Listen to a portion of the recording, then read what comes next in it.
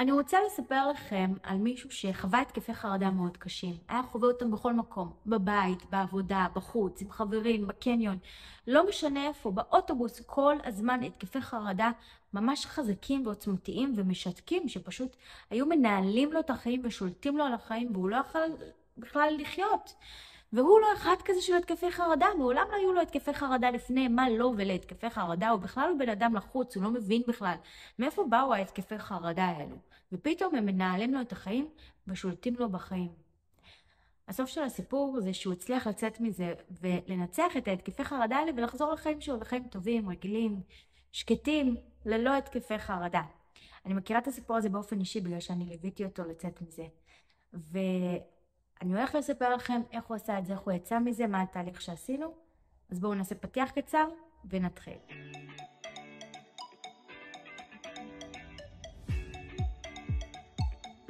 שלום וברוכים השבים לערוץ היוטיוב שלי, אני בר דדי ואני מאמנת להתמודדות עם חרדה, דיכאון, דה-פרסונליזציה ודה-ריאליזציה.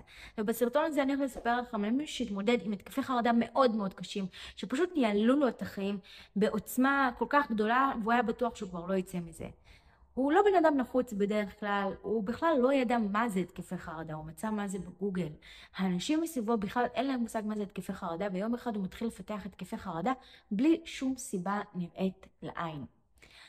והתקפי חרדה האלה כבר מתחילים לנהל אותו, הוא מתחיל להרגיש אותם בעבודה, בדרך לעבודה, עם חברים, ולאט לאט כבר לא בא לו לעשות כלום. לא בא לו לעבוד, ולא בא לו לפגוש חברים, ולא בא לו לצאת מהבית, כי פשוט התקפי חרדה האלה נמצאים בכל מקום. קודם כל, התהליך הראשוני שעשיתי איתו זה להבין מה מקור החרדה, כדי להבין מה מפחיד.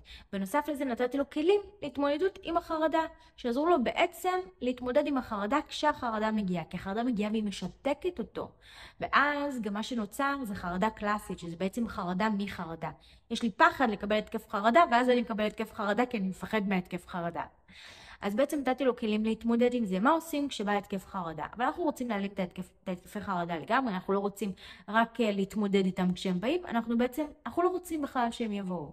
ולכן השלב הבא היה להבין מה הגורם להתקפי החרדה. במקרה הזה באמת עשינו איזשהו תהליך מעקב, לראות איפה מגיעים ההתקפי חרדה ומה יכולה להיות הסיבה, שמה מקשר אותם, מה מקשר ביניהם. מה שמצאנו זה שאחת הסיבות זה הסוג של ריצוי. אני לא רוצה להפריע לאנשים אחרים, אני לא רוצה להכעיס אחרים, אני לא רוצה שיחשבו עליי דברים רעים, אני לא רוצה שיחשבו עליי שאני בן אדם רע, או דברים כאלה.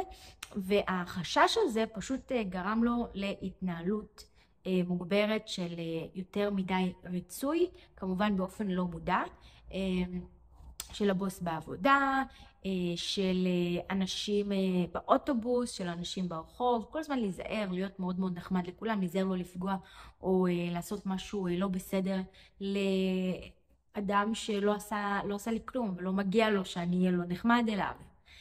זה ממש היה פחד שמנהל כמובן באופן לא מודע. מול החברים, החרדה העיקרית הייתה שהם בעצם יגלו שיש לי חרדה, ואז אם יגלו הם לא יבינו מה זה, אולי הם ישפטו אותי וכו'.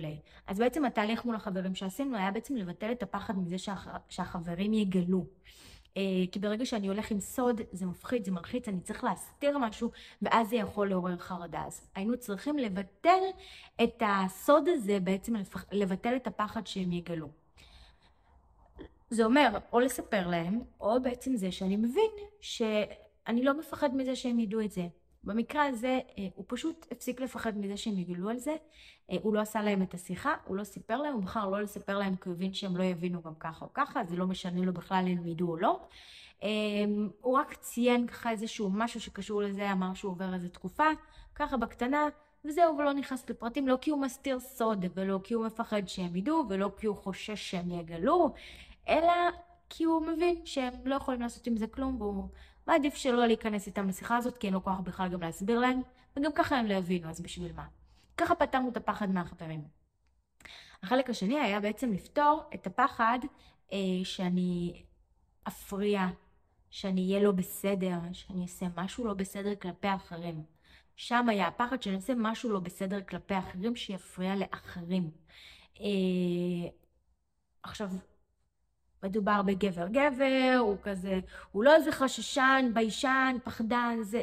זאת אומרת, אני כמובן מתעסקת בתפיסה שלו את עצמו, אז הדבר הזה לא התאים לו בהתחלה, וכמובן שעשינו עבודה על זה, להבין לעומקים איפה אולי זה יכול להיות בתוך התת מודע, עד שהוא הבין, באמת והסכים באמת שכנראה יושב שם איזשהו פחד. הוא מבין באופן הגיוני שזה לא מפחיד, כמובן שהוא מבין באופן הגיוני, שכאילו אין מה לפחד, סבבה, אז מקסימום מה כבר יקרה. אבל יש הבדל בין ההיגיון, בין מה שאני מבין לבין מה שאני מרגיש. כדי לבטל את הפחד, היינו צריכים להרגיש את הפחד הזה, את הדבר הכי גרוע שיכול לקרות. מה הדבר הכי גרוע שיכול לקרות? מה, שיעירו לך? שיחשבו שאתה לא בסדר? אז מה יקרה אם יחשבו שאתה לא בסדר? יעירו לך? בוא נגרום לאנשים להעיר לך. וכך היה באמת, נתתי לו משימה לצאת החוצה ולגרום לאנשים להעיר לו. מה זאת אומרת? לא להיות חצוף, לא לעשות דברים רעים ולא נעימים, אלא להיות פחות מתחשב.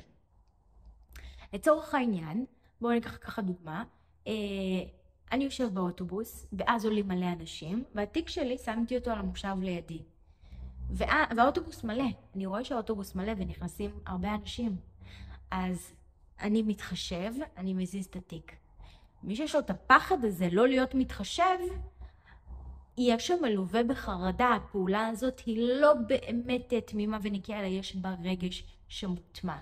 אז אנחנו לא חוצפנים, אנחנו לא שמים רגליים ואומרים לכולם, קישטה, אל תשב פה. אנחנו לא צריכים להיות חוצפנים, אבל אנחנו לא צריכים להיות מתחשבים יתר על המידה, אנחנו נשאיר את התיק. אנחנו ניתן לבן אדם שרוצה לשבת להעיר לי ולבקש שאני אזיז את התיק.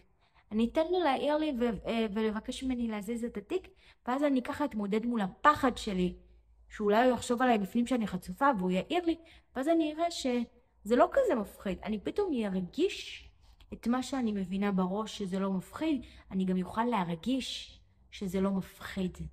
ובאמת הוא עושה כל מיני דברים כאלה ככה, שהם לא יותר מדי מתחשבים. זאת אומרת, אני לא רוצה להיות חצופה, אבל אני גם לא רוצה להיות מתחשבת, כי אני מתחשבת כדי שאני לא אפגע באנשים. כי אני מפחדת מהתגובה, ולמרות שאני מבינה בהיגיון שהתגובה הזאת לא מפחידה, זה לא מה שקורה ברגע שלי ובמציאות. ולכן אני כן אעשה פעולות כאלה בעצם להרגיש את הפחד שאני מבינה אותו שהוא לא מפחיד, אבל אני רוצה גם להרגיש אותו שהוא לא מפחיד, כדי לבטל אותו, כדי לפרק אותו. אנחנו רוצים להרגיש את הדברים. בהבנה אנחנו מבינים הכל טוב ויפה. אנחנו גם יודעים שהתקף חרדה, אנחנו לא יכולים למות ממנו, הכל בסדר, זה רק התקף חרדה, זה רק בראש, אנחנו מבינים, נכון? כולנו מבינים, אבל זה לא נשלט, זה לא עוזר לי, זה לא פותר לי את החרדה. ובאמת הוא יצא והתנסה בזה ועשה כמה פעולות, כמה וכמה, בכל מיני מקומות קטנים. אמרתי לו, שים לב, איפה אתה מתחשב יתר על המידה? תהיה לא מתחשב. לא צריך להיות חוצפן, פשוט לא להיות מתחשב. ובאמת הוא עושה את זה כמה וכמה פעמים, ופתאום הוא ראה, והכל טוב, ככה השתחרר, פתאום הוא התחיל להרגיש הרבה יותר משוחרר. העירו לו, אמרו לו, סליחה, אדוני, אפשר בבקשה לשבת בכיסא? ובאמת, אז הוא אמר, אוקיי, בטח, הזיז את התיק. הכל טוב, הכל היה בסדר, לא קרה כלום. לא כזה מפחיד, לא כזה מלחיץ, מה קרה? הנה הוא עבר את זה, זה בעצם איזה מבחן האש כזה. וזה שחרר לו מיידית הרבה חרדות. טק, טק, טק, טק, טק, הכל השתחרר. פתאום התחיל להרגיש חופשי יותר. כאילו המועקה הזאת, הכובד הזה שישב לו כאן השתחרר. פתאום, אפשר לנשום, אפשר לחיות, אפשר לפעול, אפשר לעשות, הכל בסדר. אני לא אמות.